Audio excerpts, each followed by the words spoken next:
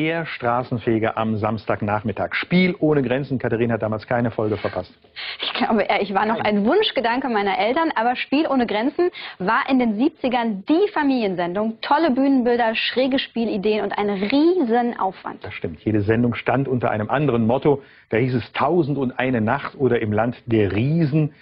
Die Teilnehmer aus verschiedenen europäischen Ländern, die mussten fit sein. Und eins wurde immer bedient, die Schadenfreude der Zuschauer. Man konnte richtig ablachen. 1980, also vor 30 Jahren, gab es die letzte Ausgabe von Spiel ohne Grenzen und so war's.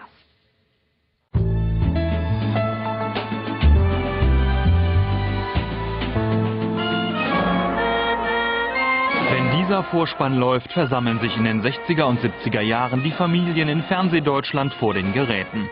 Denn jetzt wird's lustig.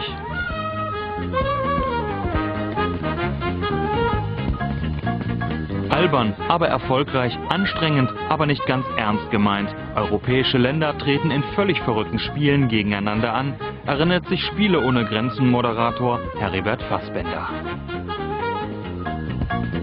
Es war eine echte Eurovisionssendung, wie sonst nur noch dieser Chanson-Wettbewerb, der sich ja bis heute gehalten hat. Es traten junge Leute aus verschiedenen Nationen gegeneinander an, aber eben nicht die Supersportler, sondern ganz unterschiedliche Typen. Beim Zuschauer war es natürlich auch immer ein bisschen Schadenfreude, wenn also der Top-Favorit weit führend plötzlich auf der sprichwörtlichen Schmierseife ausrutschte. Wir nannten das deswegen die Schmierseifen-Olympiade.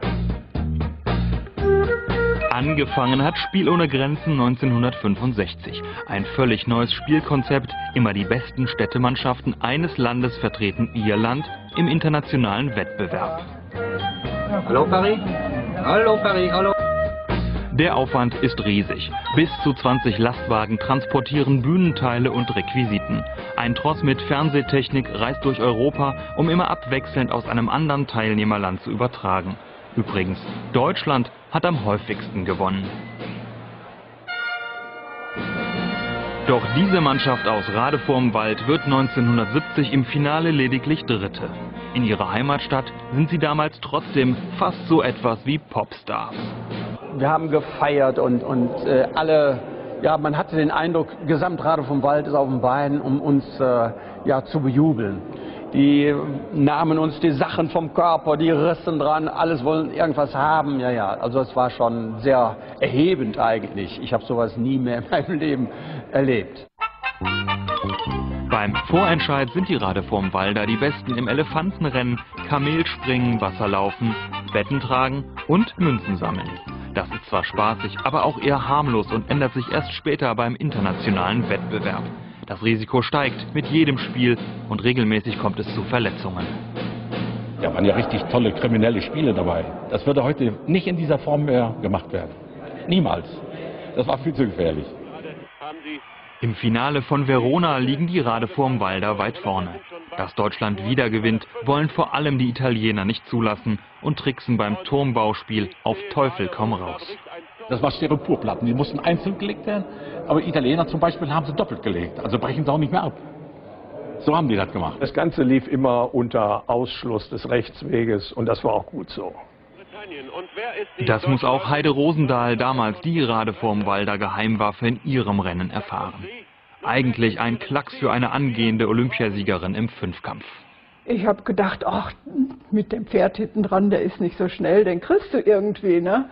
Nur hinterher habe ich dann gehört, das war einer aus der holländischen Mannschaft, das waren 10-4-Sprinter und er hatte Spikes an und ich hatte Turnschuhe an und jedes Mal, wenn es in die Kurve ging, war ich am Rudern und hatte überhaupt gar keine Chance, da dran zu kommen. Naja, habe ich ihn halt nicht erwischt in der angegebenen Zeit. Fand ich auch nicht schlimm, also auch die anderen fanden es nicht schlimm.